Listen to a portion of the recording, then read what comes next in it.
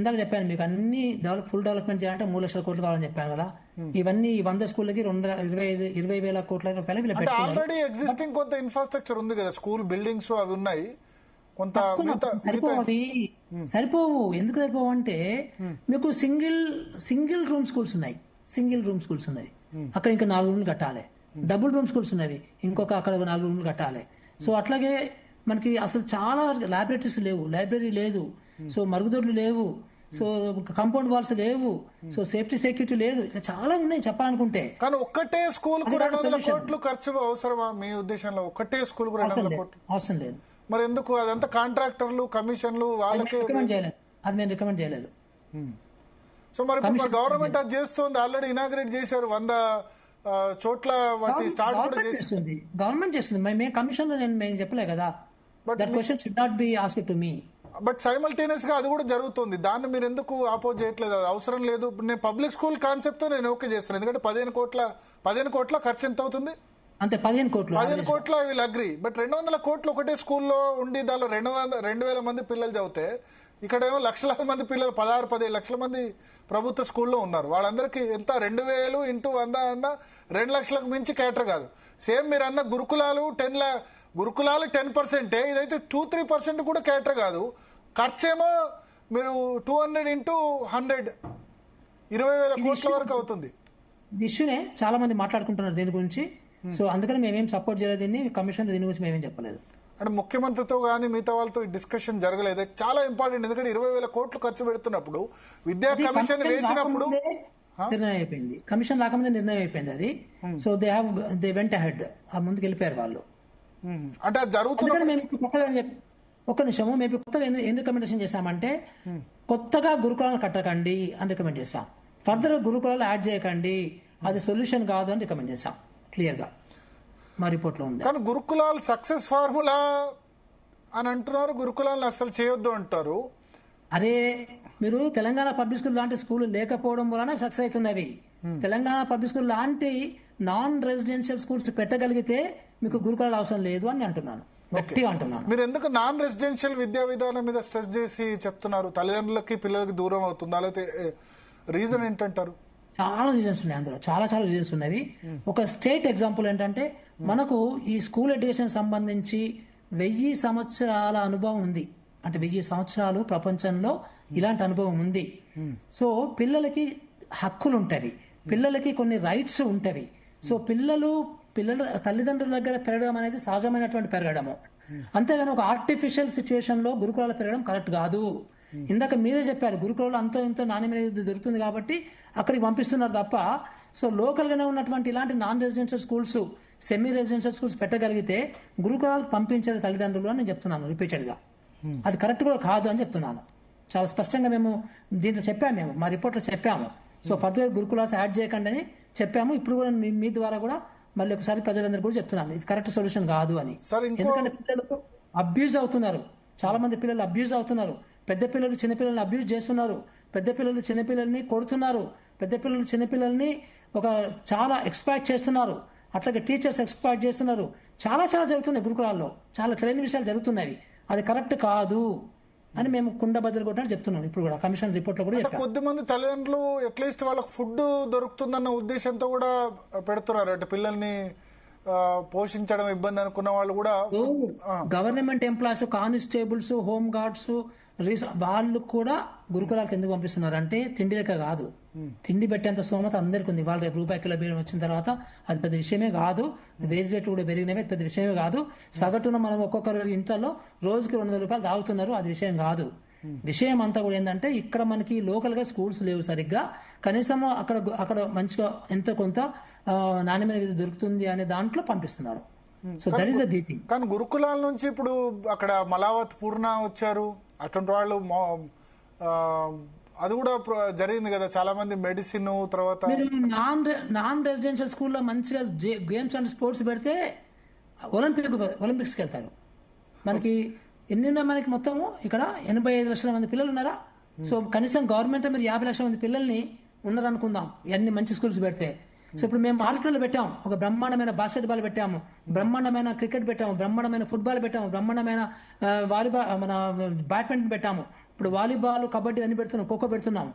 ఇలాంటివి పెడితే professional grounds పెట్టి పీటీఎల్ని పెడితే మనకు ఫ్యూచర్లో మంచి ఒలింపియన్స్ వస్తారు. అంతేగాని గురుకుల ఒక్క పూర్ణిమని తీసుకెళ్ళి ఒక్క మలవతిని తీసుకెళ్తే అది కాదు అచీవ్మెంట్. అచీవ్మెంట్ ఎట్లా ఉండాలంటే నేషనల్ గేమ్స్లో మన పిల్లలు ఉండాలి, సో ఒలింపియన్స్లో మన పిల్లలు ఉండాలి. అంతేగాని ఇప్పుడు ఎవరో ఒకరో ఇద్దరినో పెడితే పంపిస్తే అది కాదండి. 142 కోట్ల జనాభా ఉన్నటువంటి భారతదేశం నుంచి ఎంతమంది ఒలింపిక్స్ మనము మెడల్స్ కొడుతున్నాము. 10 లక్షల మంది జనాభా ఉన్న దగ్గర నుంచి కూడా గోల్డ్ మెడల్ కొడుతున్నారు వాళ్ళు. మనం ఏం చేస్తున్నాం, మన యొక్క స్పోర్ట్స్ జీరో. మనం యాక్చువల్గా మనము స్పోర్ట్స్లో జీరో, నోబెల్ లారెట్స్లో జీరో, నోబెల్ ప్రైజెస్లో జీరో, ఇన్నోవేషన్స్లో జీరో. సో మనకి కొత్త దీంట్లో ఏమీ లేదు మనది కాంట్రిబ్యూషన్. ఉత్తగా మనము క్యాజువల్గా సర్వీస్ చేస్తాం అంతే. అంటే ఒక్క ఎగ్జాంపుల్ తీసుకొని గురుకులాలని హైప్ చేశారు అంటారా ఆ సందర్భంలో? మలావత్ పూర్ణ నేను హైప్ అని చెప్పాను కానీ but that is not a model అని చెప్తా. Okay, the model is every విలేజ్లో, ఎవ్రీ మండలంలో అట్లా పిల్లలు ఆడుతూ ఉండాలి, ఒక డైనమిక్గా ఉండాలి, చదువుకుంటుండాలి, లైబ్రరీస్ నిండిపోవాలి, ల్యాబొరేటరీస్ వాడుతూ ఉండాలి. సో పిల్లలు రోజు సాయంత్రం 8:30 ఆడుతూ ఉండాలి. సో ఇంటిపై హ్యాపీగా పడుకోవాలి, పొద్దున్నే రావాలి, మళ్ళీ చదువుకోవాలి, ఆడుకోవాలి, మళ్ళీ వెళ్ళాలి. So that should be the model. So మనం చూసాం కదా, అమెరికాలో 100% పిల్లలు ఆడతారు, 100% పిల్లలు లైబ్రరీకి వెళ్తారు, 100% పిల్లలు అక్కడ అసలు క్లాస్ రూమ్లో ల్యాబొరేటరీస్ అక్కడ. అది ఒక మంచి విధానం అది. సో అందరూ కూడా ప్రాక్టికల్గా చేస్తారు. సో చిన్నప్పుడే వాళ్ళకి 3వ తరగతిలోనే వాళ్ళకి కారు నడిపించాలంటే ఏమేం కావాలని చెప్తారు. వాళ్ళకి కారు నడిపించాలంటే 4 చక్రాలు కావాలి, కారు నడిపించాలంటే ఒక ఇంజన్ ఉండాలి అని పిల్లలకు ప్రాక్టికల్గా కారు తయారు చేయమంటారు వాళ్ళు. సో ఇట్లా ఒక ఎక్స్పీరియన్షియల్ లెర్నింగ్ అంటాం దీన్ని మనము. అలాంటి ఎక్స్పీరియన్షియల్ లెర్నింగ్ వాళ్ళు చక్కగా వాళ్ళు బోధిస్తున్నారు. మన దగ్గర ఎక్స్పీరియన్షియల్ లెర్నింగ్ లేదు, పాడలేదు, ప్రతి ఒక్కటి ఊరికి ఏదో చెప్పుకుంటూ వెళ్తామో అది ఏం అర్థం కాదు ఎవరి పిల్లలకి. సో ల్యాబొరేటరీస్ ఉండాలి మనకి, ఆర్ట్స్ అండ్ క్రాఫ్ట్స్ మనకి క్లాస్ రూమ్స్ ఉండాలి. సో మనకి చక్కని ఒక మంచి మోడర్న్గా రోబోటిక్స్ ల్యాబొరేటరీస్ ఉండాలి. సో మనకి అటల్ ల్యాబొరేటరీస్ అని కొత్త పెట్టారు. సో అలాంటి ల్యాబొరేటరీస్ ఉండాలి మనకి. సో అవి లేవు. పిఎంసి స్కూల్ అనేది పెట్టారు, ఉత్తదే అంతా, దాని పేరు పెద్ద ఊరు దిబ్బ. ఎందుకు ఈ ప్రభుత్వాలు మారుతున్న కొద్ది వాళ్ళు సక్సెస్ అంటారు, ఇంకోళ్ళు కేజీబీ అంటారు, ఇంకోళ్ళు ఇంటిగ్రేటెడ్, వాళ్ళు గురుకులాలు. ఇట్లా ప్రభుత్వాలు మారుతున్న కొద్ది కంటిన్యూషన్ లేకుండా కొత్త కాన్సెప్ట్ తీసుకొచ్చి రుద్దడం వల్ల కన్ఫ్యూజన్ లేదా పేరెంట్స్ లో, టీచర్స్ లో, విద్యా విధానం సంబంధించి కూడా కంటిన్యూషన్ లేకపోవడం వల్ల. కరెక్ట్. ఇప్పుడు మనకి 29 రకాల స్కూల్స్ ఉన్నాయండి ప్రపంచంలో. ఎక్కడ ఏ దేశంలో 29 రకాల స్కూల్స్? ఓన్లీ తెలంగాణలో గవర్నమెంట్ స్కూల్స్ అని చెప్పి ప్రైవేట్ స్కూల్స్ కావట్లేదు నేను. ఓకే, గవర్నమెంట్ స్కూల్లో 29 స్కూల్స్ ఉన్నవి, అది కరెక్ట్ కాదు. అందుకనే 1-2 రకాల స్కూల్స్ ఉండాలి మనకి. మేము రికమెండ్ చేసినవి Telangana foundation schools, nursery to 2nd class, and Telangana public schools nursery to 12th class. So ఇవి చాలు, ఇంకేం వద్దు. గురుకులాలు పేదవాళ్ళకి, అతి బాగా పేదవాళ్ళకి. ఇంటిగ్రేటెడ్ కూడా ఉంది ఇప్పుడు, ఆల్రెడీ గవర్నమెంట్ స్టార్ట్ చేసింది వర్క్. మేము రికమెండ్ చేయలేదు అబ్బా, మేము రికమెండ్ చేసింది ఓన్లీ సో ఇవే మేము రికమెండ్ చేసింది. కానీ మీరు ధైర్యంగా మరి ముఖ్యమంత్రి చెప్పలేకపోతున్నారు ఇంటిగ్రేటెడ్ ఈజ్ నాట్ సొల్యూషన్ అని చెప్పి. ఇప్పుడు ఈ నివేదిక చాలా ధైర్యంగా ఇచ్చారు. మీరు ఎవరేమనుకున్నా పర్లేదు, టీచర్లు అనుకున్నా, నా ఉద్దేశం విద్యార్థులు. నేను కూడా చెప్తున్నా కదా సొల్యూషన్ కాదనేది. ఇంక ఇదే కదా, ఇంతకంటే ధైర్యం ఎవరు చెప్తారు అబ్బా మీకు? అంటే ఇది ముఖ్యమంత్రి కూడా చెప్పారా ఈ సొల్యూషన్ కాదు ఇంటిగ్రేటెడ్ అని చెప్పి? మన రిపోర్ట్ లో చెప్పాము, మన ప్రెజెంటేషన్ కూడా చెప్పాము, గురుకులాస్ ఇస్ నాట్ సొల్యూషన్ అని. గురుకులాలు కాదు, ఇంటిగ్రేటెడ్ స్కూల్స్. ఇంటిగ్రేటెడ్ గురుకులమే కదబ్బా. ఓకే, అది గురుకులం కాదంటారు, సెమీ గురుకులం ఏదో అన్నారు. అది ఫుల్ గురుకులం. అది గురుకులమే, బిల్డింగ్లు కడుతున్నారు అంతే, కొంచెం ఎక్కువ మోడర్న్ గా కడుతున్నారు. అది గురుకులమే, ఎక్కువ మంది పిల్లలతో కడుతున్నారు. కానీ బిల్డింగ్ కూడా చెప్పాము, ఎక్కువ మంది కూడా గురుకులం ఉండకూడదు, 1000 కంటే ఎక్కువ ఉండకూడదు అని చెప్పాము. ఓకే, కమిషన్ రిపోర్ట్ లో. ఓకే, ఈ గురుకులాల్లో మరణం దాని మీద ఏమైనా అధ్యయనం చేశారు సార్? చాలా మంది పిల్లలు చనిపోయారు ఈ మధ్య కాలంలో. అందుకనే మేము ఈ సెమీ రెసిడెన్షియల్ స్కూల్స్ మీద పడ్డాం అబ్బా. మనకి semi residential school is the solution for everything. నేను మొత్తం ప్రతిదానికి ఇప్పుడు కూర్చొని ఇదే టేబుల్ మీద కూర్చొని అందరం 20 మంది కూర్చొని అసలు ఏంటి ఇది అంటే 36 రకాల లాభాలు వచ్చినాయి. సో దిస్ ఈస్ ద జిందా తెలిసినది. ఎస్, కరెక్టే మీరు చెప్పింది. సో ఎందుకంటే ఇది పిల్లల్ని ఎంపవర్ చేస్తుంది. తల్లిదండ్రుల దగ్గర పిల్లలు చక్కగా హ్యాపీగా ఒక ప్రేమ కొద్దీ వాళ్ళ హక్కులకు లోబడి చక్కగా ఒక మంచి వాతావరణంలో పెరగడానికి అవకాశం ఉంటుంది. ఎందుకు పిల్లల్ని ఎందుకు భయపడుతున్నారంటే తల్లిదండ్రులు ఇంట్లో కూర్చుంటే సెల్ ఫోన్తో ఆడుతుంటారు, ఇంట్లో గొడవలు అయిపోతున్నాయి మాకు అని బయటకు పంపిస్తున్నారు, తోసేస్తున్నారు. సో అది మెయిన్ థింగ్ గురుకులాలు పంపించే దాంట్లో మెయిన్ ఫార్ములా అది అనమాట యాక్చువల్గా. సో అది కాకుండా మేమేమంటున్నామంటే మీరు పొద్దున 8 గంటలకు వచ్చేసాను స్కూల్కి, వచ్చేసి సాయంత్రం 7:30, 8 వరకు ఎంగేజ్ చేద్దాం పిల్లల్ని, చక్కగా ఆడిపిద్దాం, పాడిపిద్దాం, రకరకాల ఎక్స్ట్రా కరికులర్ యాక్టివిటీస్ చేయిద్దాము. సో రియల్ ఎడ్యుకేషన్ చెప్దాము, క్వాలిటీ ఎడ్యుకేషన్. సో ఎంగేజ్ కావాలి వాళ్ళు. So that is the real thing. ఇప్పుడు పరిస్థితి అట్లా లేదు కదా గ్రామాలలో ఎక్కడ కూడా. Okay. So BC, SC, ST గురుకులాలు ఇట్లా క్యాస్ట్ వారిగా లేకపోతే కమ్యూనిటీ వారిగా ఉండొద్దని కూడా ఒక రికమెండేషన్ అంతేనా? ఎందుకు చెప్పారు? ఎందుకు ఆ రికమెండేషన్? మీరు ఇందాక కూడా చెప్పారు, ఫస్ట్ రెసిడెన్షియల్ స్కూల్ ఎట్లా ఏర్పడింది మన దగ్గర, సర్వేల్ కదా. అట్లా ఇక్కడ రాయలసీమలో ఒకటి, ఆంధ్రలో కూడా జరిగాయి కదా. అప్పుడు క్యాస్ట్ ద్వారా పెట్టారా? పెట్టలేదు. కానీ ఏపీఆర్ చేసి ఉన్నట్టున్నాయి కదా ఇప్పుడు ఎస్సీకి కొన్ని రిజర్వ్డ్. నవదేవుడు కాదు, అట్లా నవదేవుడు లేదు, అప్పుడు పెట్టలేదు, ఫస్ట్ స్టార్టింగ్ లో పెట్టలేదు. తర్వాత మనము ట్రైబల్ తో స్టార్ట్ చేసాం, ఆశ్రమ్ స్కూల్స్ తో స్టార్ట్ చేసాం. ఎందుకంటే అప్పుడున్న పావర్టీ, అప్పుడున్నటువంటి ఇల్లిటరసీ, అప్పుడున్నటువంటి విద్య మీద అవేర్నెస్ లేకపోవడము, ఇవన్నీ ఉన్నాయి కాబట్టి అప్పుడు రెసిడెన్షియల్ స్కూల్స్ స్టార్ట్ చేసాం, బాగుంది, నో ప్రాబ్లం. కానీ ఇప్పుడు ఈ రోజు ఇంకా అవసరం లేదు వాటిది. ఈ రోజు మనము అన్ని కలిపి పెట్టడం, ఒక దగ్గర పెట్టడమే కరెక్ట్. ఇప్పుడు 5 సొసైటీలు పెట్టి 5 ఐఏఎస్ ఆఫీసర్లు పెట్టి మళ్ళీ చేసిందే చేస్తారు, వీళ్ళు టెండర్స్ కాల్ఫర్ చేస్తారు, వాళ్ళు టెండర్ కాల్ఫర్ చేస్తారు. సో వాళ్ళు ట్రైనింగ్ మైనారిటీ గురుకులాలు, మళ్ళీ ఎస్సీ గురుకులాలు వేరే, ఎస్టీ గురుకులాలు, బీసీ గురుకులాలు వేరే, దీనివల్ల ఇవన్నీ ఒకటే అంబ్రెల్లా కిందకి రావాలని చెప్పి మేము రికమెండ్ చేశాం. అంటే డీసెంట్రలైజేషన్ మంచిది కాదా ఈ విషయంలో? డీసెంట్రలైజేషన్ ఇది డీసెంట్రలైజేషన్ అనరు, ఇది మీరే అన్నారు క్యాస్ట్ బేస్డ్ అని. ఇది డీసెంట్రలైజేషన్. క్యాస్ట్ బేస్డ్ అయినా సరే బీసీ గురుకులాల్లో 25% ఓసీలు కూడా ఉంటారు కదా, అంటే అందరు జనరల్ వేరే వాళ్ళు కూడా ఉంటారు కదా, మైనారిటీ. గ్రామంలో ఉన్న స్కూల్ ఎవరెవరు ఉంటున్నారు, జిల్లా పరిషత్ హై స్కూల్ ఎవరెవరు ఉంటున్నారు, ఇప్పుడు తెలంగాణ పబ్లిక్ స్కూల్ ఆరుట్లో ఎవరెవరు ఉన్నారు, అందరు ఉన్నారా? కాబట్టి దీనిలో మెజారిటీ ఒకటే కమ్యూనిటీ సంబంధించి ఉంటున్నారు, మిగతా వాళ్ళు కొంత 25% వేరే ఉంటారు, అంతేనా? ఈ విషయం అది కాదబ్బా. ఎడ్యుకేషన్ అనేది, క్వాలిటీ ఎడ్యుకేషన్ అనేది అందరికి ఇవ్వాలా, కొద్దిమందికి ఇవ్వాలా? అందరికి డెఫినెట్ గా ఇవ్వాలి ప్రభుత్వాలు కదా. దీంట్లో ఏం తారతమ్యాలు ఉండవు కదా.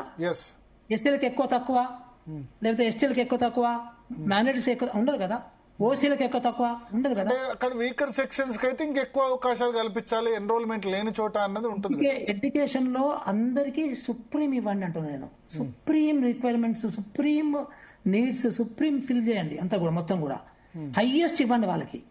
సో అందరి పిల్లలకి ఇవ్వండి. విద్య అనేది, విద్య దగ్గర రిజర్వేషన్లు, విద్య దగ్గర మనకి హెచ్చు దగ్గర ఉండాల్సిన అవసరం లేదు ఇప్పుడు. ఒకప్పుడు మనకి బాగా తక్కువ ఉంది, ఎస్సీలు ఎస్టీలు తక్కువ ఉన్నారు కాబట్టి. ఇప్పుడు మీరు ఎడ్యుకేషన్, ది బెస్ట్ ఎడ్యుకేషన్ అందరికి ఇవ్వండి, గ్రామ స్థాయిలో, మండల స్థాయిలో. దట్ ఈస్ ద సొల్యూషన్ అంటున్నాను నేను. ఓకే సార్, అయితే నాకు మీ రిపోర్ట్లో బాగా నచ్చిన అంశాలు 2 ఉన్నాయి. గుడ్, చెప్తాను. ఎందుకంటే ముందు క్వశ్చన్ స్టార్ట్ చేసి రెండు బాగా నచ్చిన అంశాలు ఏంటంటే, ప్రైవేట్ స్కూల్లో ఫీజును రెగ్యులేట్ చేయాలని చెప్పారు. ఇంజనీరింగ్ ఫీజు ఏమో రెగ్యులేట్ చేస్తారు కదా. ఇంజనీరింగ్లో 35,000 ఫీజు, 36,000 గవర్నమెంట్ కన్వీనర్ కోట, 40,000, 50,000 ఉంది స్టార్ట్ చాలా వరకు. దాన్నేమో రెగ్యులేట్ చేస్తారు. నర్సరీకి ఏమో 1,00,000, 2 లక్షలు ఫీజు తీసుకుంటారు. దాన్ని అడిగేవాడు లేడు, ఏం లేడు. అంతేనా? తల్లిదండ్రులు ఎంత అంటే అంతే, వాడు ఫిక్స్ చేసిందే ఫైనల్. ఇంజనీరింగ్ ఏమో చాలా స్టాండర్డ్ కావాలి, ఎందుకంటే AICTE, all India council for technical education చాలా ఇంత క్యాంపస్ ఇంత ఏరియాలో ఉండాలి, ఆ ప్రొఫెసర్కి ఇంత శాలరీ చెల్లించాలి, తర్వాత ల్యాబ్స్ చాలా ఖర్చు అవుతుంది. దానికేమో మనం 40,000 ఇస్తున్నాం. వీడు ఏమీ లేదు, అపార్ట్మెంట్లో స్కూల్ పెడతాడు, నారాయణ, శ్రీ చైతన్య, భాష్యం అంటాడు, చాలా మంది ఈ టెక్నో స్కూల్, ఆ టెక్నో స్కూల్ అంటాడు. ఏముండదు దానిలో. అపార్ట్మెంట్లో స్కూల్స్, లిఫ్ట్లు కూడా సరిగ్గా ఉండవు. లిఫ్ట్లో కూడా ఇరుక్కొని చనిపోయిన మామూలు లిఫ్ట్లు ఉంటాయి, చనిపోయిన సందర్భాలని, ఫైర్ సేఫ్టీ ఉండదు, ఏముండదు. దానికేమో 1,00,000, 2 లక్షలు, 3 లక్షల దాకా వసూలు చేస్తారు. సో అందుకని నాకు అది నచ్చింది. ఈ private school fees regulation mechanism ఇంకెక్కడైనా ఉందా? వేరే రాష్ట్రాలు ఎక్కడైనా అమలు అవుతుందా? లీగల్ గా ఏమైనా ఇబ్బందులు వస్తాయా దీనికి? అన్ని రాష్ట్రాలు చూసినా ఏ రాష్ట్రంలో సరిగ్గా లేవు. అది ఎందుకు నాకు అర్థం కాలే గానీ, అది ఊరికే తల్లిదండ్రులు సాటిస్ఫాక్షన్ కింద పెట్టామా అంటే పెట్టినట్టు ఉంది తప్ప దాంట్లో స్ట్రిక్ట్ ఏం లేదబ్బా. ఫీ రెగ్యులేషన్ అంటే ఏం కోరుకుంటారంటే, సౌకర్యాలను బట్టి, అక్కడ ఉన్న స్టాండర్డ్ ను బట్టి ఏదో ఒక మీరు ఫిక్స్ చేయండి మ్యాక్సిమం ఫీజు, మమ్మల్ని ఎక్స్పైర్ చేయకుండా. తర్వాత మాకు ఓన్లీ ఒకటే.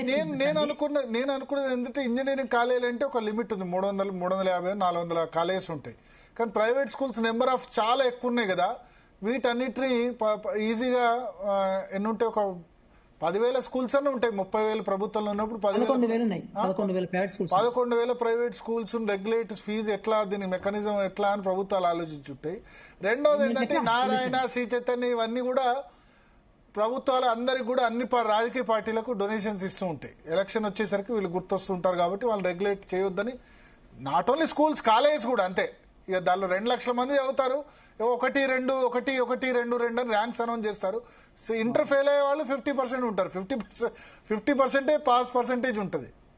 సో ఇప్పుడు ఇంటర్ విద్యలో లేకపోతే ప్రాథమిక విద్యలో ఈ ఫీజు దాన్ని అది ఎంత అంటే ఎట్లా మీరు దానికి ఒక మెకానిజం ఏమైనా పెట్టారా దీన్ని రెగ్యులేట్ సంబంధించి?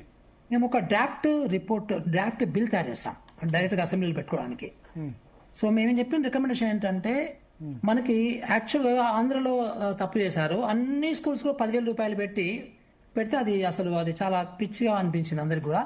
ఎందుకంటే గచ్చిబౌలిలో ఒక 1,000 కోట్ల పెట్టుబడి 10,000 రూపాయలు పెట్టారు అక్కడ ఆంధ్రలో. మ్యాక్సిమం సీలింగ్ పెట్టింది అనమాట. కానీ ఎవరు 10,000 రూపాయలు ఎవరు ఇంప్లిమెంట్ అవుతలేదు కదా. అదే అంటున్నాను. ఇప్పుడు గచ్చిబౌలిలో ఒక 1,000 కోట్ల రూపాయలు పెట్టిన స్కూల్ ఉంది. ఇంకో దగ్గర ఎక్కడో రామన్నపేటలో ఒక చిన్న ప్రైవేట్ స్కూల్ ఉంది ఫర్ ఎగ్జాంపుల్. ఒక పినపాకలో పెట్టిన ఒక ప్రైవేట్ స్కూల్ ఉంది. ఈ రెండింటికి 10,000 పెడతా అంటే అది చాలా అసమంజసం.